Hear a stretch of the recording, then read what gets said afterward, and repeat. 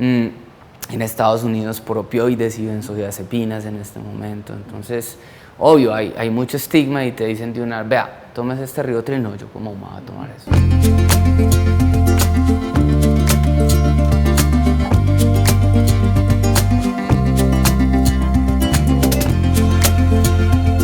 Hoy nos encontramos desde las instalaciones de la Universidad Pontificia Bolivariana, visitando el Laboratorio de Comportamiento Humano y Neurociencias. Y nos acompañará hoy el psiquiatra Daniel Marulanda Restrepo, médico y psiquiatra de la Universidad del CES. Es muy importante contar con la compañía de Daniel porque nos ayudará a pensar todos los mitos alrededor del apoyo psicofarmacológico de la ansiedad y los trastornos de pánico. Acompáñenme a tomar nota en esta interesante entrevista.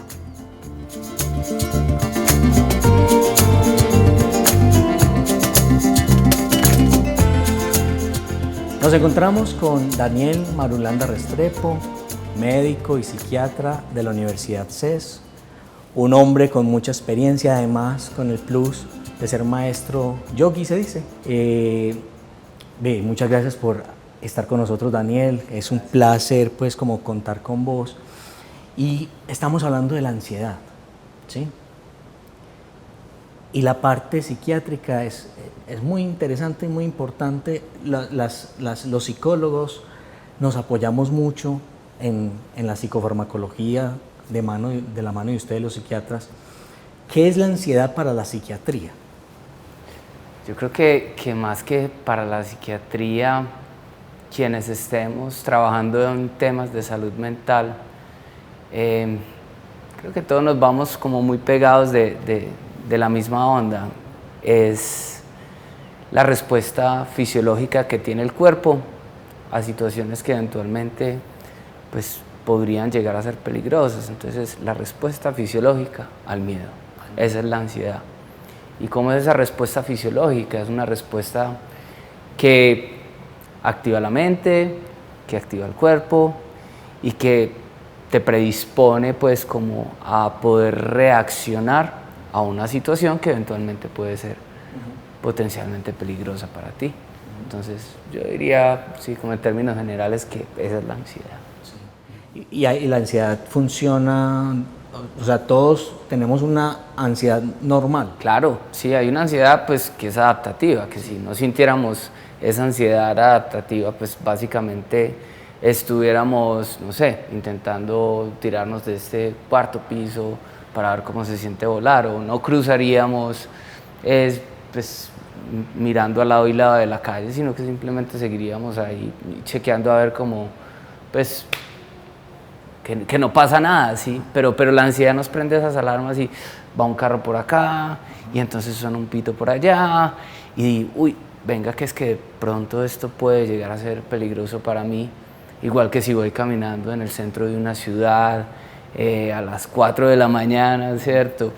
Pues probablemente voy a tener las alarmas más prendidas y más si voy solo, entonces esa ansiedad adaptativa, cuando ya esa ansiedad impide conectarnos con nuestra cotidianidad y pues nos lleva a disfuncionar, pues primero a nosotros como individuos y pues luego en nuestro entorno, pues entonces es ahí cuando ya la ansiedad empieza a ser maladaptativa y cuando ya empezamos a hablar de los famosos trastornos de ansiedad, que es un grupo pues grande. ¿Cuáles son? Como los más comunes. El más frecuente, ajá, ¿cierto? Y comprendamos entonces que hablamos de un trastorno cuando hay disfunción, ¿cierto? Entonces cuando ya empieza a tener ese componente maladaptativo. Y pues está el trastorno de ansiedad generalizada, está el trastorno de pánico. Y digamos que dentro de las nuevas clasificaciones, pues algunos que hacían parte de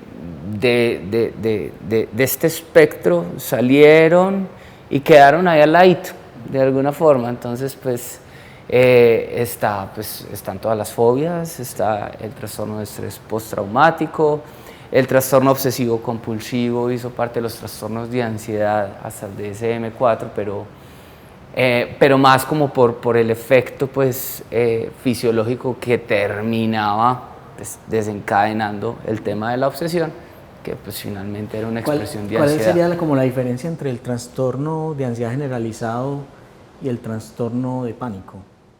El trastorno de ansiedad generalizada es como la preocupación excesiva por lo que pueda llegar a ocurrir. Yo estoy predisponiéndome todo el tiempo y adelantándome a lo que pueda ocurrir. Estoy con mis pensamientos a 1000 por hora, estoy tratando como de pensar y en adelantarme a esas situaciones que eventualmente pueden ser peligrosas, donde estoy pues llevando la situación a la forma más catastrófica de entender pues como el probable resultado pues que se va a obtener, ¿cierto? Entonces como decíamos ahora, nos estamos preparando para lo peligroso y uno como se prepara pensando en lo peor, ¿cierto?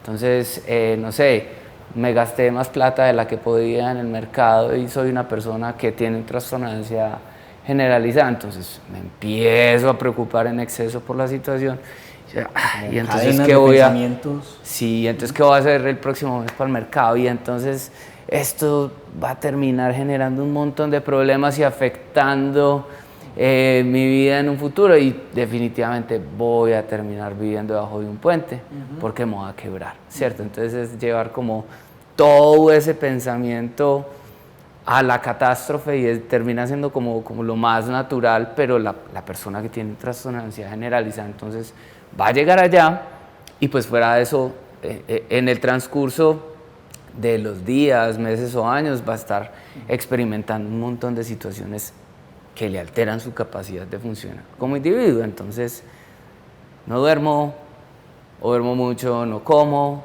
o como mucho, se altera el funcionamiento como básico animal, entonces hay compromiso en lo sexual, eventualmente eso puede tener una alteración pues como a nivel cognitivo, como algo secundario, entonces ya no funciono también en el trabajo, en el estudio, en esos elementos de la cotidianidad, porque si estoy pensando todo el tiempo en X, Y o Z cosa, pues cómo me voy a concentrar en la tarea que tengo ya. Y pensándolo un poco como en términos de lo evolutivo, pues las implicaciones que tiene la ansiedad, pues que está como más atrás y es una respuesta más primitiva que lo cognitivo. Pues nuestro cerebro buscará como preservar lo más primitivo y deja a un lado pues lo que no es tan importante para el momento. Estoy en peligro, ¿qué me voy a preocupar por estudiar para el examen de aritmética o lo que sea, ¿cierto?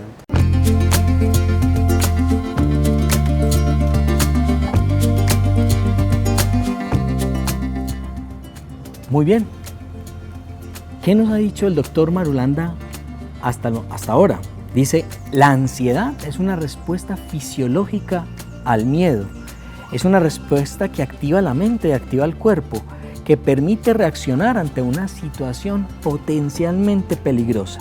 La ansiedad nos protege, encendiendo las alarmas.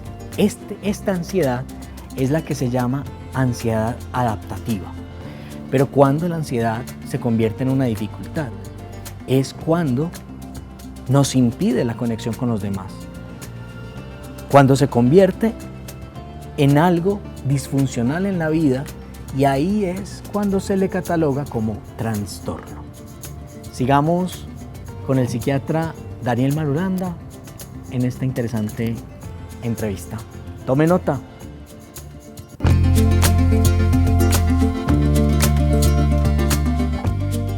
Siempre está como en primer plano la catástrofe. Siempre está. Y entonces en el trastorno de pánico. Y en el trastorno de pánico ya me morí. Ya. Sí, la ya. Ansiedad O sea, ya. al máximo esplendor. Entonces ahí pues básicamente ya me fui, estoy en una situación de peligro de frente, sí.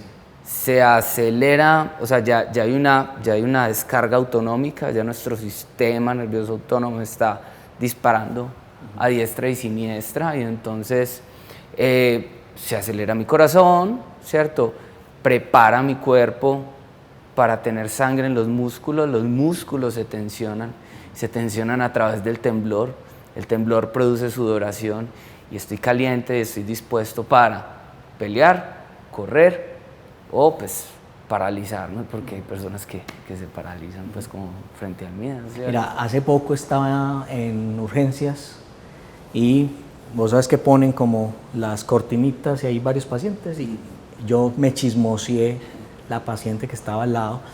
Era una joven, pues no, yo no la veía, pero escuchaba como lo que hablaban, como que había tenido un ataque de pánico, ¿sí?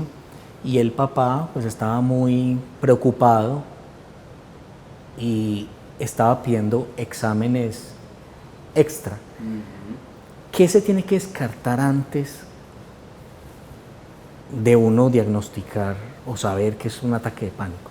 ¿Podría confundirse con otras violencias? Sí, y ahí es donde uno tiene pues como muy presente pues en los servicios de urgencias, por ejemplo, parémonos en ese escenario, el triaje, ¿cierto? Entonces una persona pues que se encarga del área del triaje, profesional en enfermería, médico, no sé, pues va a evaluar y dice, pues esta es una persona que tiene 16 años, que acaba de pelear con sus padres porque le pillaron un vapeador y después de eso entonces sintió que se iba a morir y entonces se le acelera el corazón, se queda sin respiración, tiene esa sensación inminente de muerte, se hiperventila, esa hiperventilación incluso podría llegar en generar pues como que se entiese pues y terminar llevando eso incluso a otro tipo de entidades, ¿cierto? A expresiones más somatomorfas que necesariamente pues, no son una alteración neurológica pues, per se y no tienen una explicación anatómica, pero que se muestran como tal y pues esta persona termina llegando a urgencias. Es importante descartar siempre que no vaya a haber algo detrás, ¿cierto? Pero uno se queda más tranquilo en el contexto de una persona que tiene 16 años, le acaba de pasar algo, hay un detonante muy puntual, a que si por ejemplo llega un señor en sus 50 con obesidad, que come mal, que tiene un antecedente de dislipidemia, o sea, problemas metabólicos, problemas con el colesterol, los triglicéridos, fuma cigarrillo y tiene esta sintomatología. Entonces, pues, igual sería importante hacer un abordaje, chequear pues que un electrocardiograma, que un hemograma esté bien, que la tiroides no esté alterada, ¿cierto? Pero obviamente cada uno de estos pacientes nos va a dar como un contexto diferente y nos va pues como a llevar como a tomar decisiones diferentes frente al uno y al otro, ¿cierto? Y pues yo llevaría eso a entender lo común que puede llegar a ser un ataque de pánico, no un trastorno de pánico, ¿cierto? Porque un ataque de pánico lo puede llegar a sufrir el 40% de la población. Y son aislados, ¿sí? No es necesario que se va a repetir en el futuro. A mí me ha dado un ataque de pánico alguna vez, no sé si a ti o a alguna de las personas que nos esté acompañando acá, ¿cierto? ¿Y por qué? Pues porque me pasó algo, me dijeron que murió un ser querido importante o pues, no sé, una noticia frente a algo económico, me lo desencadenó, ¿sí? Pero si ya el ataque de pánico se empieza a acompañar de una preocupación excesiva por presentar otro ataque de pánico, se empieza a alterar pues como esas funciones básicas animales, sueño, alimentación, sexo, pues la inquietud motora, compromiso físico, me enfermo más de lo usual y no puedo rendir bien en mis actividades cotidianas, entonces ya eso sí le llamamos un trastorno. Entonces el ataque de pánico que se acompaña de una preocupación excesiva a otro ataque de pánico, ataques de pánico a repetición, a eso le llamamos ya un trastorno de pánico con ese componente funcional. ¿Cuáles son los mitos que tienen las personas sobre el apoyo psicofarmacológico?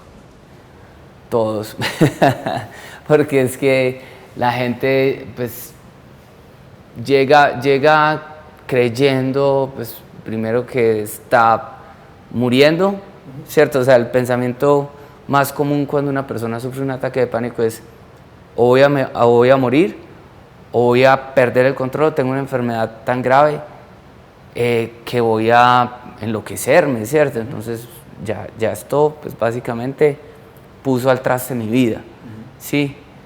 Pero entonces yo estoy tan prevenido que llego a un lugar y pues me dicen, no, usted se va a tomar esto, detrás de todo el tema pues de estigma que hay en la psiquiatría, se va a tomar eso, que lo va a volver adicto, que le va a cambiar la personalidad, que lo va a empendejar y va a cambiar su forma de ser. No, yo que me voy a tomar eso, ¿cierto? Que esos son como los preceptos básicos con los que llega una persona a consulta. ¿Y cuál es la verdad de los psicofármacos?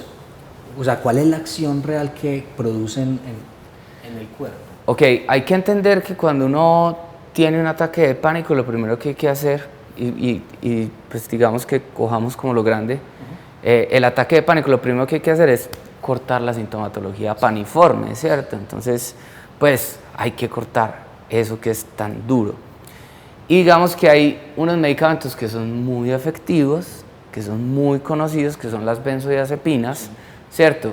El famoso Rivotril, pues, el Xanax, que son medicamentos que están muy satanizados, pues porque en la calle se usan a diestra y siniestra y pues... Y fueron los que primero aparecieron. Y ¿cierto? Si nosotros nos vamos como a la publicidad de los años 50, era como el medicamento para las amas de casa, la publicidad que salía en las revistas, salía al lado de Fab y salía al lado del detergente X, Y o Z para relajar pues como a la ama de casa y poder pilotear pues como sus cosas de la cotidianidad.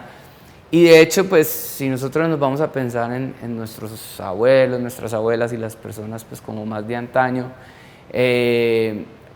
muchas toman benzodiazepinas y se automedicaron y la vecina le dijo que se la tomara, que porque eso la ponía a dormir muy bueno y eso la ponía muy tranquila y toda la cosa. Son medicamentos que, pues, de ahí empiezan como a crearse un estigma, la forma, pues, como de abuso en la calle, para bajarse el efecto de otras sustancias estimulantes, pues por ejemplo de la cocaína, el uso pues como desmedido y digamos como la crisis que tenemos en Estados Unidos por opioides y benzodiazepinas en este momento. Entonces, obvio, hay mucho estigma y te dicen de una vez, vea, tomes este Rivotril, no, yo cómo me voy a tomar eso, ¿cierto?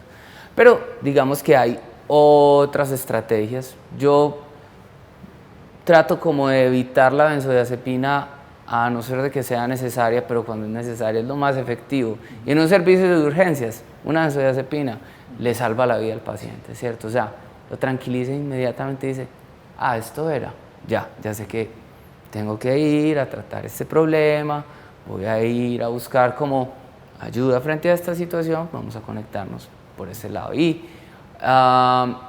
digamos que hay otras opciones, medicamentos parecidos a las benzodiazepinas que no son, digamos, como tan incisivos y no son como tan fuertes y no tienen tanto estigma. Son pueden ayudar.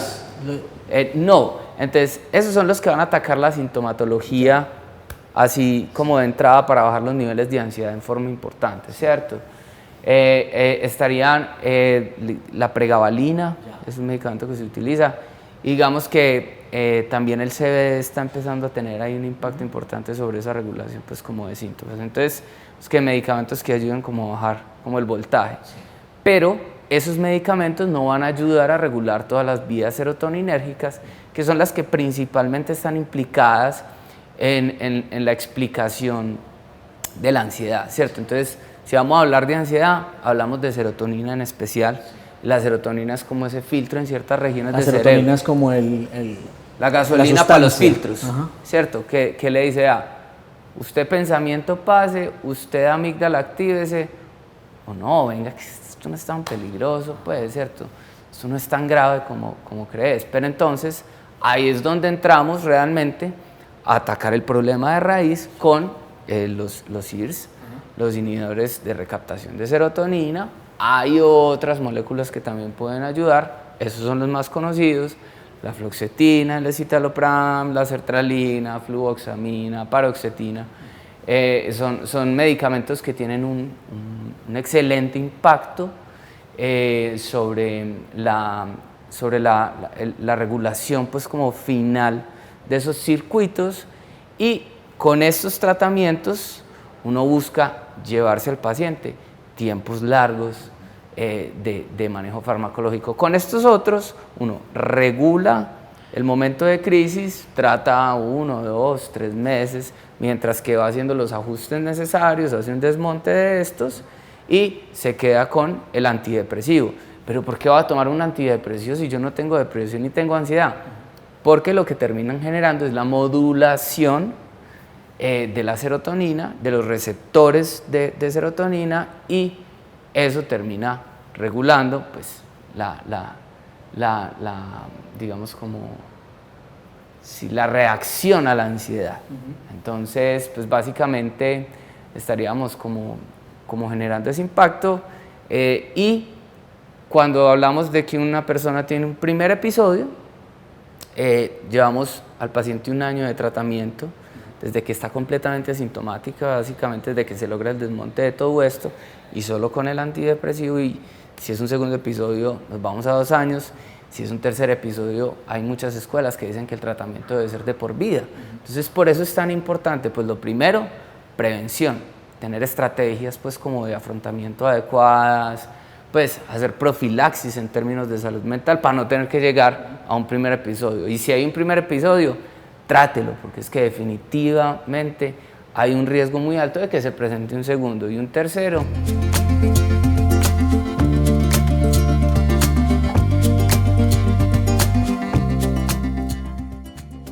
Muy interesante. Todos podemos tener un ataque de pánico. Sin embargo, no necesariamente tener trastorno de pánico. A veces podemos tener situaciones difíciles en la vida y atravesar por un episodio de crisis de ansiedad, pero solamente se cataloga trastorno de pánico cuando es una situación recurrente que afecta la vida, que sucede el episodio de pánico y luego hay una alarma, un miedo por tener un nuevo episodio de pánico, y así sucesivamente. Mitos también sobre la psicofarmacología. Detrás de todo el estigma que tiene tomar medicación psiquiátrica, que te vas a volver adicto, que te va a cambiar la personalidad, que vas a cambiar la forma de ser, realmente hay mayor beneficio cuando estamos acompañados por un psiquiatra que te prescribe una dosis precisa en el momento preciso y para la situación necesaria. Por esto, sí es importante que si estás atravesando por un momento difícil, busques un psiquiatra idóneo, profesional, certificado y que tenga experiencia sobre temas de ansiedad y trastorno de pánico. Sigamos tomando nota.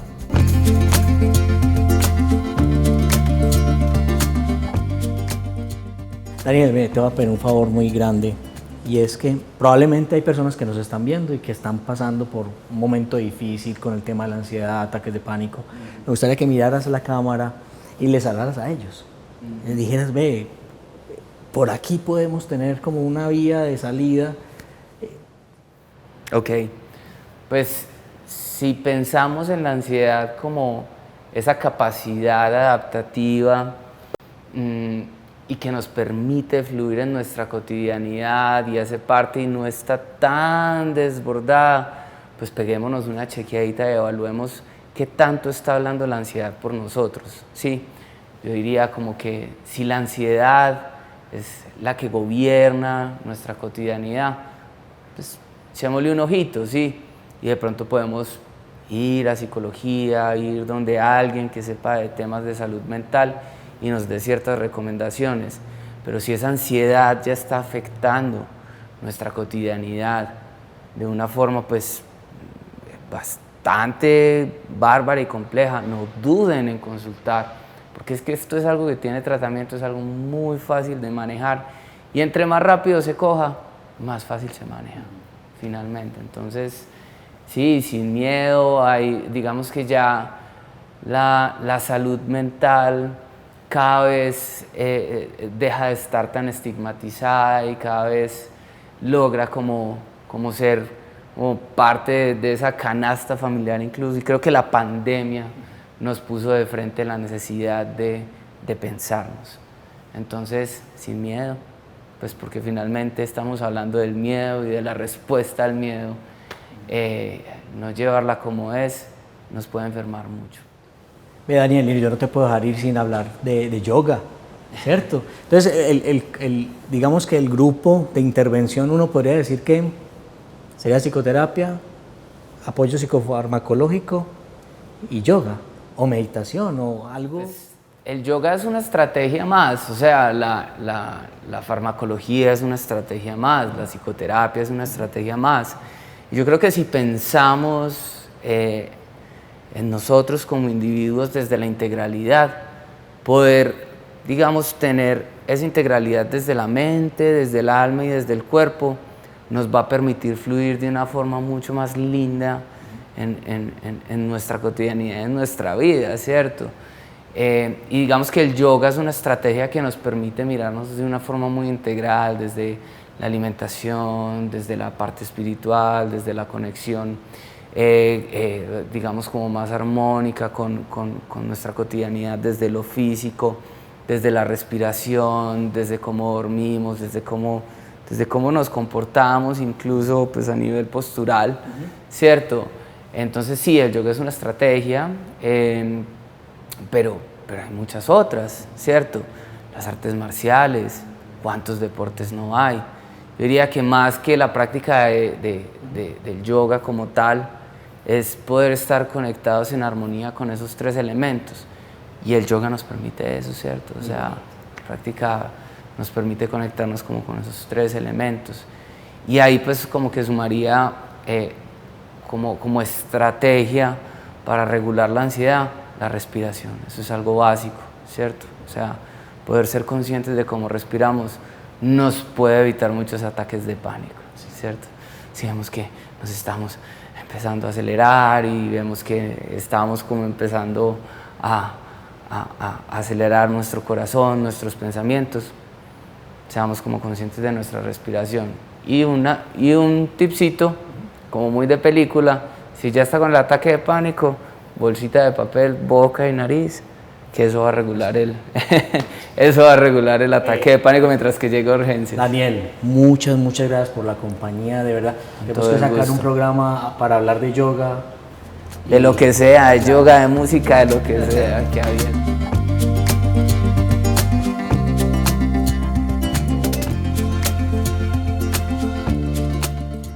Muy bien, y vamos terminando esta entrevista con Daniel Marulanda, médico y psiquiatra de la Universidad del CES.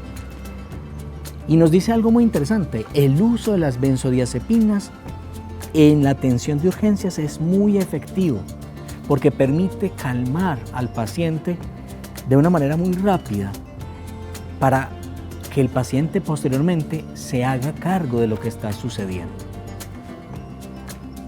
Es muy importante tener cuidado con la automedicación. El uso de psicofármacos debe ser acompañado por un psiquiatra certificado e idóneo para el trastorno o para la situación de salud mental que se requiere. No se puede hacer un montaje de medicación y desmontar la medicación a voluntad. Es necesario estar siguiendo la prescripción y las indicaciones del médico. No tengamos miedo de la prescripción de psiquiatría. Es una herramienta importante hacia una mejoría de la salud mental. Hay que hacer uso de esos recursos. Y muy bien, si te gustó este contenido, dale like, recuerda la campanita y suscribirte para que estés enterado de todos los contenidos que estamos generando. Esta es una apuesta una apuesta de todos para la divulgación de la salud mental, del bienestar y de la vida. Nos vemos en una próxima ocasión. Muchas gracias por estar con nosotros. Hasta la próxima.